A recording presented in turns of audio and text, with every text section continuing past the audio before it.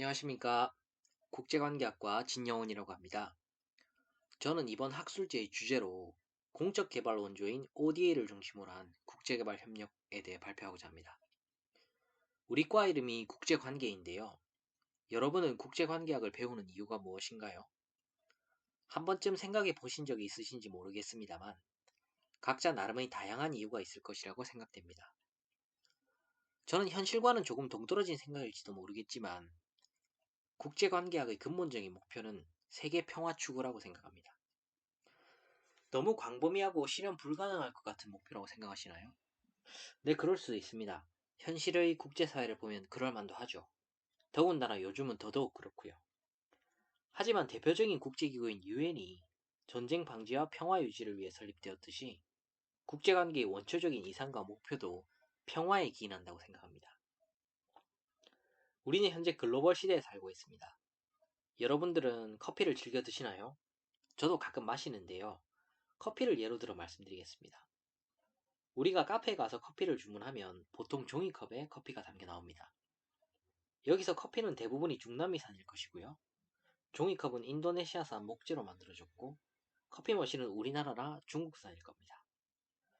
커피의 경우에도 이렇게 지구상에 많은 국가가 관여되어 있는데 커피보다 더 복잡한 품목의 경우에는 어떨지 대충 짐작이 가시죠? 이처럼 국경에 관계없이 전 세계에서 조달, 생산, 유통, 소비하는 시대를 글로벌 시대라고 부릅니다. 지금 당장 국경이 막히고 국가 간의 교역이 단절되면 우리는 정말 상상하기도 싫은 현실에 놓이게 될 것입니다. 이처럼 글로벌 시대는 우리에게 많은 물질적 풍요를 누릴 수 있게 해주는 것이죠. 하지만 글로벌 시대가 과연 장점만 있을까요? 우리가 누리고 있는 물질적 풍요를 지구촌 어디에서나 모든 사람들이 동등하게 누리고 있을까요? 답은 그렇지 않습니다. 한쪽에서는 주체할 수 없을 정도로 부가 늘어나는 반면에 다른 한쪽에서는 생존의 가장 기본적 요소인 의식주마저도 해결하지 못하는 사람들이 상당수 있습니다. 비만과 기아를 생각하면 조금 더 이해가 쉬울지도 모르겠습니다. 이처럼 글로벌 시대가 가져다주는 풍요로움을 모두 공평하게 향유할 수 없다는 점과 더불어서 자원 고갈, 환경 파괴, 기후변화 등 글로벌 시대는 인류의 존립을 서서히 위협해오기도 합니다. 특히 개발도상국들은 빈곤에 허덕이고 있습니다. 제가 서두에 국제관계학이 평화를 추구하는 학문이라고 말씀드렸는데요. 이러한 측면에 생각할 때 우리만 잘 먹고 잘 사는 것은 결코 옳은 일이라고 할 수는 없을 것입니다. 우리의 이익을 위해 남을 희생시키는 것은 논할 가치도 없고요. 그래서 저는 세계 평화를 위해서는 우리나라가 어떠한 역할을 할 수 있을까? 그리고 개발도상국들을 위해 선진국들과 국제기구들이 어떠한 역할을 하면 좋을지에 대해 생각해 보았습니다. 답은 바로 국제개발협력입니다. 그래서 저는 국제개발협력에 관한 기본적인 정보들과 함께 저의 생각을 말씀드리고자 합니다. 여러분은 국제개발협력에 관해 잘 알고 계십니까? 우선 국제개발협력이란 무엇인지에 대하여 간략하게 말씀드리겠습니다. 유엔은 1948년에 모든 인간은 자유롭고 평등하게 태어났으며 인종, 피부, 성별, 언어, 종교, 정치적 또는 기타의 의견, 국적이나 사회적 출신, 재산, 출생이나 기타 신분 등의 이유로 차별을 받지 않을 권리와 자유를 가지고 있다라는 세계 인권 선언을 선언하며 개발이 인간의 천보적 권리를 보장해 주도록 추진되어야 한다는 인권에 기반한 개발을 주장합니다. 하지만 현실은 그렇지 않습니다. 인간의 천보적 권리인 인권마저 제대로 누리고 있지 못하는 사람들이 많이 있습니다. 개발도상국의 인구가 세계 인구의 7, 80%를 차지하고요.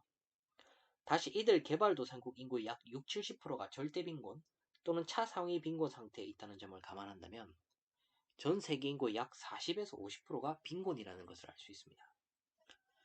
이처럼 선진국과 개발도상국들 간에는 큰 격차가 존재하는데 이를 개발 격차라고 합니다. 국제개발협력은 이러한 개발 격차를 줄여나가는 데에 목적이 있습니다. 그래서 국제개발협력을 통하여 빈곤과 불평등을 해소하고요. 인권의 확립을 증진시키자는 것입니다. 그러면 국제개발협력은 어떻게 측정할까요? 국제개발협력을 측정하기에는 대단히 어렵습니다. 왜냐하면 빈곤 감소, 불평등 해소, 인권 확립, 교육, 복지 증진 등을 구체적으로 측정하는 것은 힘들기 때문이죠. 그래서 국제개발협력은 이러한 행위들에 수반되는 금액으로 계산을 합니다. 개발 재원이란 개발도상국들의 개발을 위해 쓰이는 금액을 뜻합니다. 개발 재원에는 공적 개발 원조인 ODA, 기타 공적 자금인 OF, 민간 자금 흐름인 PF, 그리고 민간 증여, 이렇게 크게 네 가지로 구분할 수가 있습니다. 그럼 각각의 뜻을 간략하게 설명드리겠습니다. 우선 발표의 핵심인 ODA는 개발도상국의 발전을 위하여 공여국의 공공부문이 개발도상국 또는 국제개발기구에 제공하는 양어성 자금을 뜻합니다. 양어성이란 쉽게 말하자면 사정을 고려하여 이자를 낮추어 주는 것을 의미합니다. OF는 공여국의 공공부문이 제공하는 자금이라는 측면은 같지만 ODA에 포함되지 않는 수출신용, 투자금융 등이 해당됩니다. PF는 민간 부문이 시장 조건으로 개발도상국에게 제공하는 해외 직접 투자 등을 뜻합니다. 마지막으로 민간 증여는 비정부 기구인 NGO가 개발도상국에게 증여하는 자금을 말합니다. 이 중 ODA가 가지는 의미는 특별하다고 할 수 있겠습니다. 공여국의 공공부문이 주도를 한다는 점과 더불어서 개발도상국의 개발을 주목적으로 하기 때문입니다. PF와 같은 경우에는 자본주의 세상에서 시장 논리 등에 좌지우지되는 경우가 많기 때문에 순수하게 개발을 주목적으로 한다고 보기에는 어렵기 때문입니다. ODA는 1969년에 OECD 개발원조위원회에 의해 도입되었습니다. 그럼 ODA라고 인정되는 조건에 대하여 알아보겠습니다. 첫째로 중앙 및 지방정부, 그 집행기관 등 반드시 공적 기관이 제공하는 자금이어야 합니다. 따라서 비정부기구나 민간기업 등이 제공하는 것은 ODA로 인정하지 않습니다. 둘째로 ODA의 목적이 개발도상국의 경제발전과 복지에 기여해야 한다는 것이어야 합니다. 군사적, 상업적 목적으로 이용되어서는 ODA로 인정되지 않습니다. 셋째로 양어적 성격으로 10%의 할인율을 적용하여 증여율이 25% 이상인 자금이어야 합니다. 말이 조금 어려울 수도 있는데요. 예를 들면 공여국이 수원국에게 100원을 빌려주었다고 가정했을 때 향후 수원국이 이를 갚을 때 10%의 할인율을 적용한 현재 가치로 75원 미만을 갚도록 할 때 ODA가 성립된다는 뜻입니다. 한편 개발원조위원회는 시대적 상황과 더불어서 수원국의 경제적 상황을 고려한 새로운 ODA 계산법을 도입하여 2018년부터 적용 중에 있습니다. 다음으로 ODA 지원의 동기와 목적에 대해 알아보겠습니다. 첫째로 인도주의적 측면입니다. 가장 기본적이면서도 중요한 이유라고 할 수 있는데요. 글로벌 시대에서 오는 빈곤과 불평등이 단지 남의 일이 아닌 나의 일처럼 생각하여 돕자는 뜻으로 해석할 수 있습니다. 둘째로 정치 외교적 측면입니다. 현실적인 이유인데요. ODA가 국제 무대에서의 영향을 높이는 수단으로 또 활용됩니다. 유엔을 보면 잘 알 수 있는데요. 유엔 분담금이 높은 미국, 중국, 일본과 같은 국가들의 국제 무대에서 입김을 보면 잘 이해가 가실 거라 생각됩니다. 이처럼 ODA도 그러한 투자의 성격을 띠고 있습니다. 셋째로 경제적 측면입니다. ODA는 향후 공유국들이 수원국들이 시장에 진출하기 위한 좋은 수단이 되며 자원 확보에도 용이한 환경을 만들어줍니다. 넷째로 국제적인 연대를 위함입니다. 요즘의 코로나19 사태에서 보듯이 국제적인 협력은 필수 불가결하기 때문입니다. 다음으로 우리나라의 국제개발협력의 역사를 간략하게 살펴보겠습니다. 6.25 전쟁이 끝난 후 우리나라는 폐허 속에서 가난에 허덕이는 최빈국이었습니다.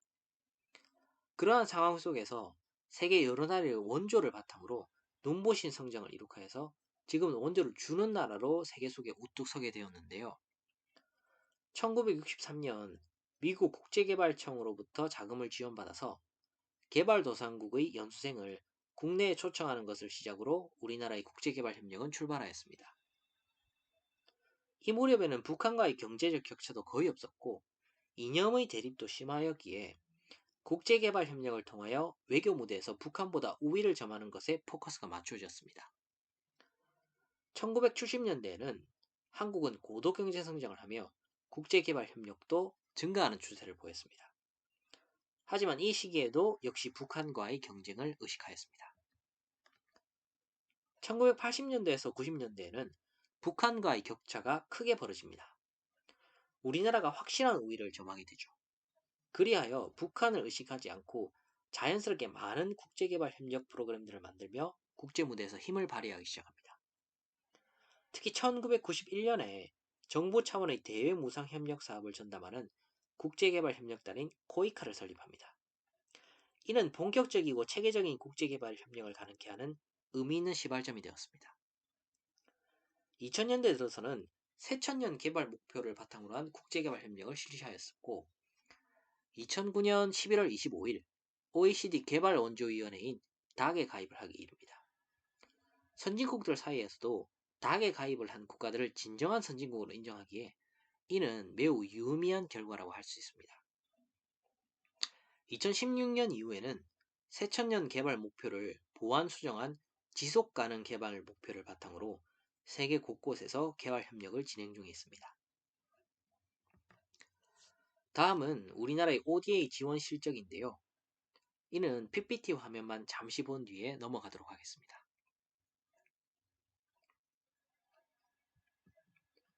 그럼 지금부터는 우리나라 국제개발협력의 향후 과제에 대하여 알아보겠습니다.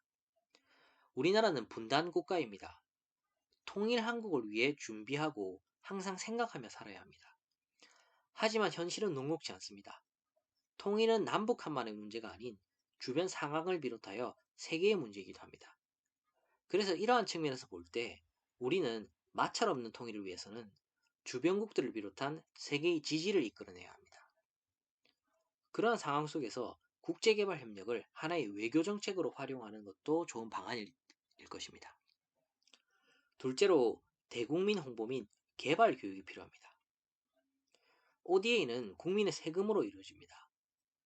혹여 국민들이 결사반대를 하면 쉽게 실행에 옮길 수는 없는 것이죠.